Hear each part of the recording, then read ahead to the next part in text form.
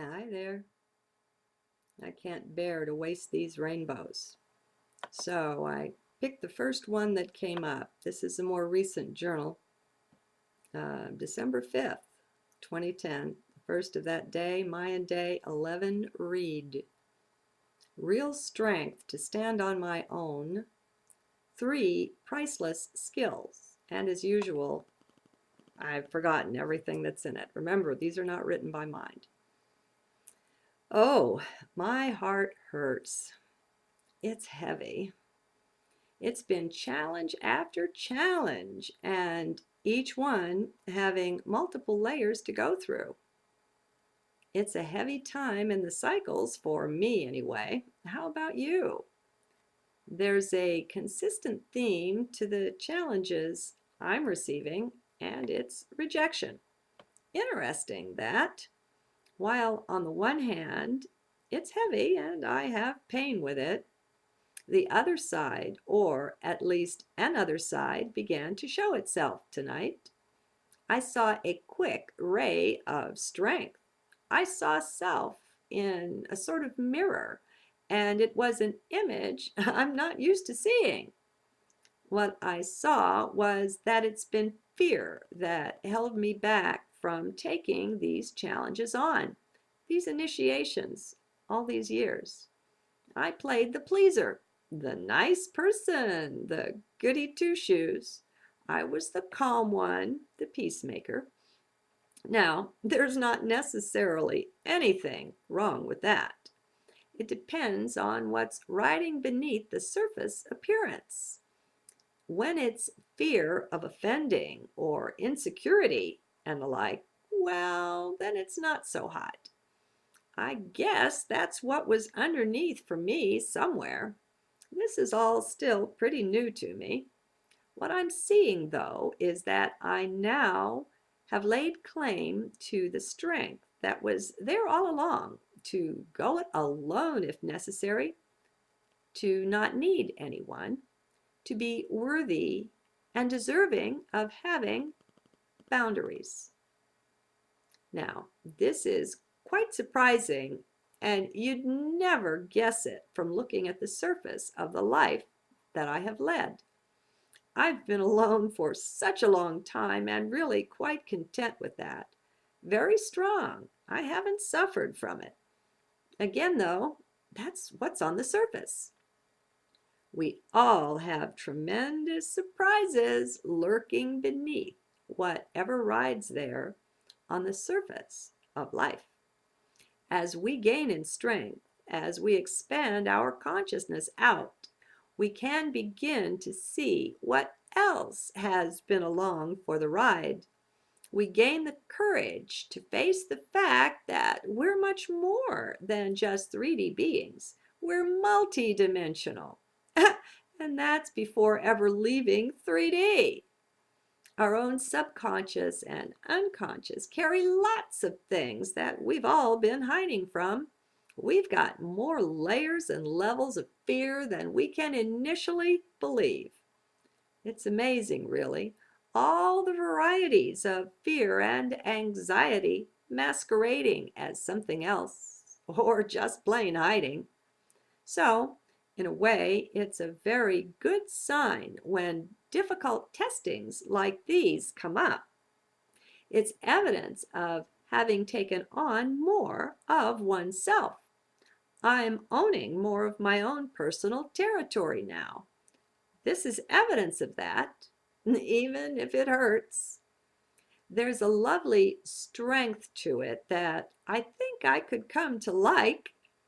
Guess I haven't had the confidence to really go it alone, even though, to judge from the surface of life, I'm masterful at being alone. Who'd have thunk it, right? Life is so wonderfully inside out, upside down, and inspiring, if you let it be. The beauty here is that I'm allowing myself to take on these daunting challenges. We get stuck sometimes and want to grow and improve, but we don't know just what is holding us back. It can be a tough nut to crack. to find the way we are holding the self back, for that's always the case. Did you know that? Mm-hmm. We are far more in charge of the show than we currently know. Now remember, I'm stepping out here. You've got to define self properly here. If you're defining self as just the body or just the conscious mind, what I'm saying doesn't make sense. You're much more than that, and that's where these words come from. So, into heart with you. We're far more in charge of the show than we currently know. Until we face our fears, though, show some courage at being with and in our various pains, we'll never know. We've given tacit permission for it to hide. Shown we just don't want to see. Thank you very much. Let me distract with the TV, with this snack here, with, going out and cruising around, whatever. I see this as the further blessing of being willing to just be with the pain life brings along. And that's no easy task either. I had to be shown a few years ago by Eckhart Tolle what that meant to be in the now. We tease and trick ourselves all the time, thinking we're doing the right thing or doing it right, whatever it is. That's part of believing in mind, what mind has to say. There's another real plus, the ability and the choice to recognize that the mind is mostly, if not purely, BS. It is wonderful in its own sphere, but that sphere is mighty limited compared with what we set out to do with the mind. It's just plain impossible. We're soldering circuits with hammers all the time and don't even know it till somebody stops by and tells us that. That's when observation comes in mighty handy. Another great skill.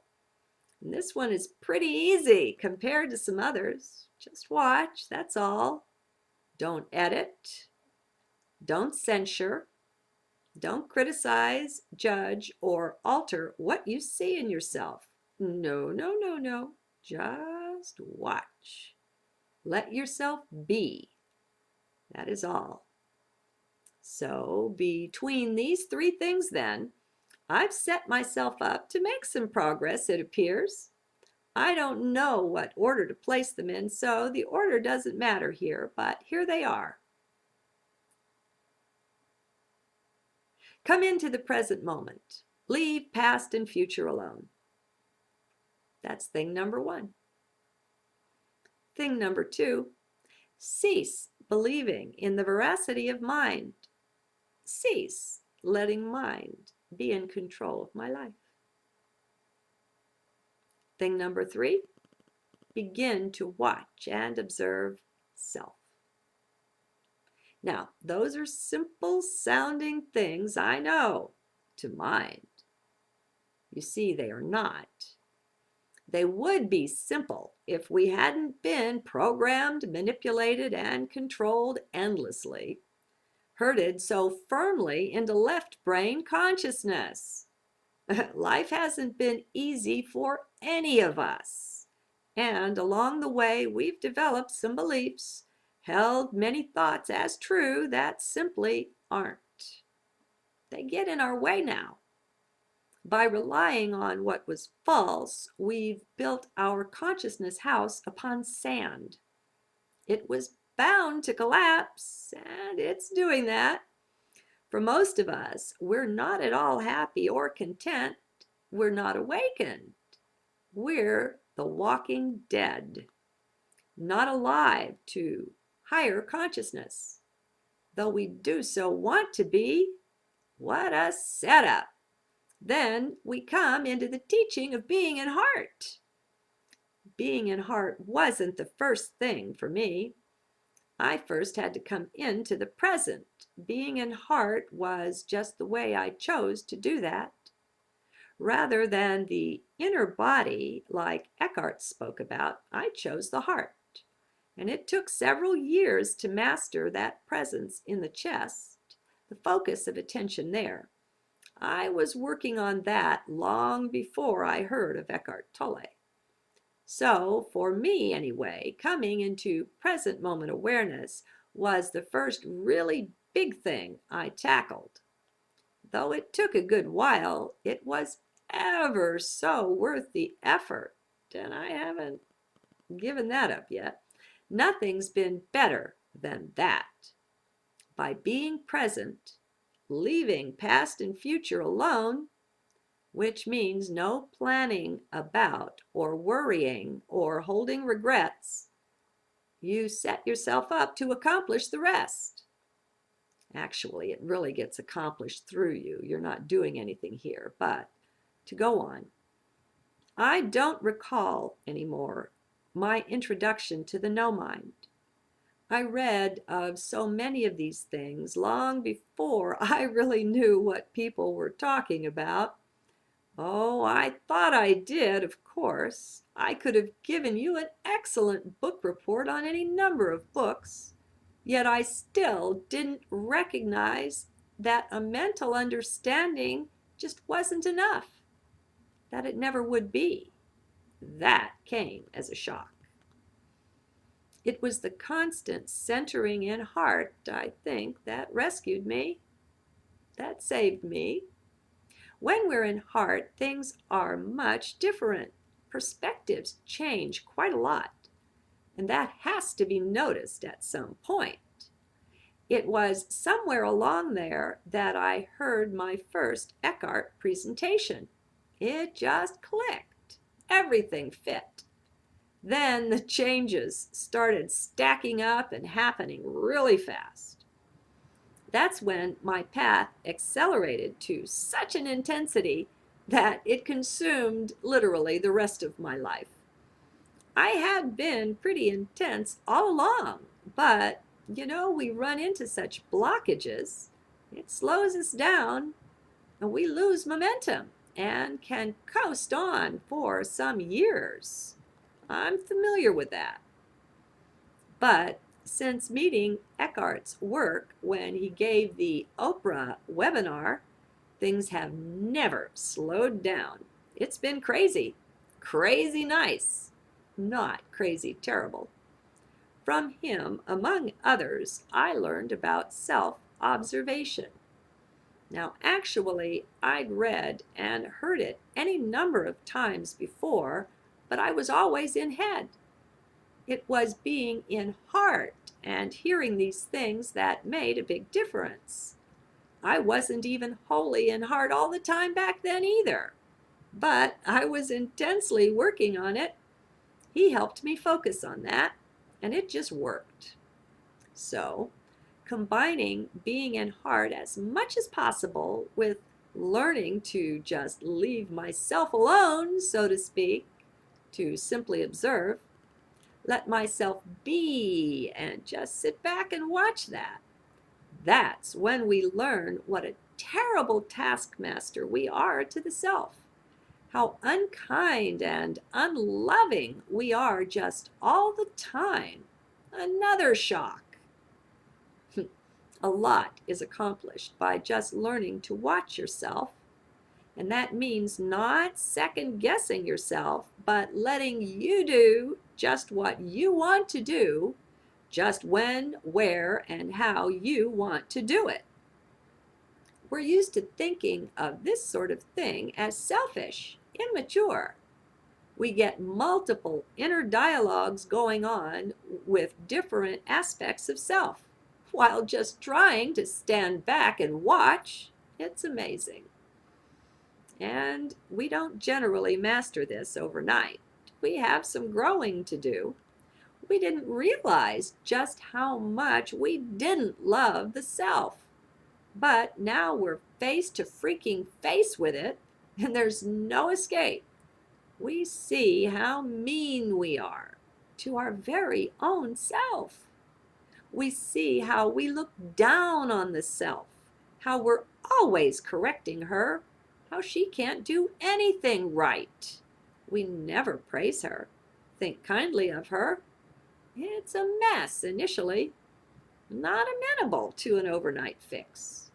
So we walk along that path for a while, at least I did, learning to just let go. And that's always the tough one, don't you think? Just letting go. Whatever aspect of self we encounter, there's a whole lot of letting go involved. Mostly, we've built up a pretty false self. This is really the ego. We don't know that yet. We still think we're dealing with the real self. Nah, not so. So, somehow, while going through all of this, I managed to realize that my mind was not the way to go, and that it would never deliver me to Valhalla, to paradise, to heaven, or whatever you choose to call it. Wasn't happening. Hadn't happened so far, and I'd been a good little mind student. Got the 4 degrees and some honors to prove it. It didn't do any good. Not one bit. Not with this. So, the next big shock was that the mind, for purposes of awakening, was basically worthless. That's right. This well-trained mind, worthless. And that's a big deal to someone who has lived in and as the mind for many decades. Talk about getting the rug pulled out from under you. This was it. What a major surprise. At this point, the life has so changed, and the course it's on is only more of that, that one just doesn't recognize one's past as belonging to the same life anymore. It just couldn't be. The two are too distinctly different. Inside and out, they have almost nothing in common anymore. It's truly amazing. Now, I know I keep using this word amazing, but what can I say? This is another territory, another ground entirely than mundane living has or ever can encounter. It is tough to describe how amazing the changeover is. I'm sure those following this blog or vlog will have their own experience, though. So it's somewhat less important for me to try to find the right words. They don't exist anyway. It's really a joke to try to talk about this stuff. Come on, you know that. That's the thing, though. I depend so much on heart anymore that I just let it go and say things. It seems to do a pretty good job. If I tried to tackle this with the mind, well, just forget it. It wouldn't have any life, any light, not like the light heart can bring to things. Just another world entirely, like I said. So, those 3 simple things, simple life skills really, are what has made all the difference in my life. Yes, it's gone off in other directions, and there are surely other things I've learned along the way. I don't think there are any more basic fundamental things, though, any things more important than those simple 3. Taken deeply to heart, they're all that's needed to make supremely major change in the life. The challenge, now and always it seems, is that the mind wants to jump in and say, yes, I know how to do that. I know just what you mean. Well, bullshit, mind. Sit back down and shut up. You don't know any such thing. You don't know anything at all about these things. Your job is to sit quietly over there. That's right, in the back seat, and be just as quiet as you can. Now just hush. How many people realize that? Realize that that's what's needed? It's just crazy. The mind will literally convince people they're on a spiritual path when it's just a mind path. Nothing really spiritual about it. It's all those enlightened egos running around. Oh, it's got the look of spiritual, all right. Sure it does, on the surface. They're spending money too, going to seminars, buying all the right books and listening to the right teachers and tapes and all of that. None of it matters, though, until they enter the heart. Until we take that precious track from the head to the heart, we're just fooling ourselves. And that's a pretty hard pill to swallow. But that's just how it is. That's how I see it anyway. A natural humility will come over you when you get on this path. You will begin to really realize how little you know and how overall worthless is that little that you do know. Mostly, it just gets in the way. Knowing a lot can really be a handicap, this walk I'm talking about. That's why the mindless thing to do is just to center in heart. That is all. Just master that.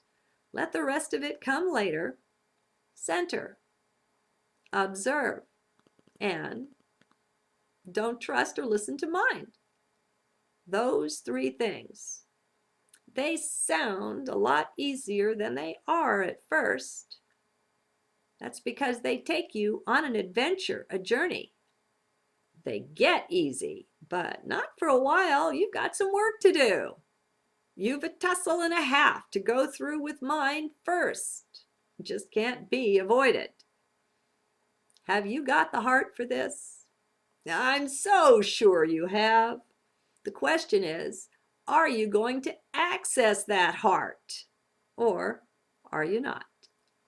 Choice after choice you will be called on to make. It's a constant thing. That's beautiful, though. Know why? Because it gets you centered squarely in now, in the present moment. That's where all of your choices are. And you'll be newly observant. You'll be watching closely. And what else can you watch but what's just happening right now anyway? It all begins to work seamlessly together. It's really neat.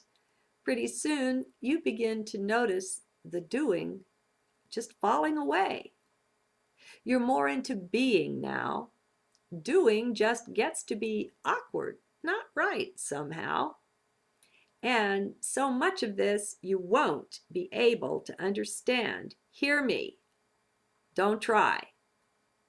There's really no way to do that. Why? Because the understanding you're programmed to do is with the mind. That's just the problem, you see? That's just what you're leaving behind is reliance on mind.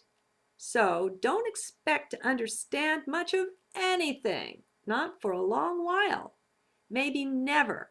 You have to be okay with that. Remember, don't go running off into the future. Stay with now. When you find yourself worrying about whether something will go on forever, realize that you're not in the present with that. You're off in the future. Do you see it there? That's what a lot of our suffering is about. That's how it's ginned up. We're either off in the future or off suffering in the past somewhere. We're not really living. We're not even present in now. And yes, again, this is shocking. I know.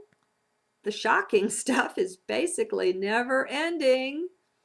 Might as well give up thinking it will ever go away. You're off in the future again with that. Remember, oh, I wrote that. Remember, that would be going out into the future again. And you mustn't be doing that. Just stay with this moment. Observe.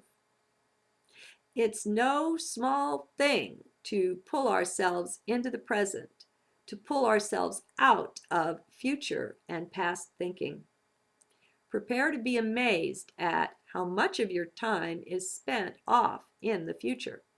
And it's the same with the past. Whenever we find the past coloring current action, be cautious, be alert.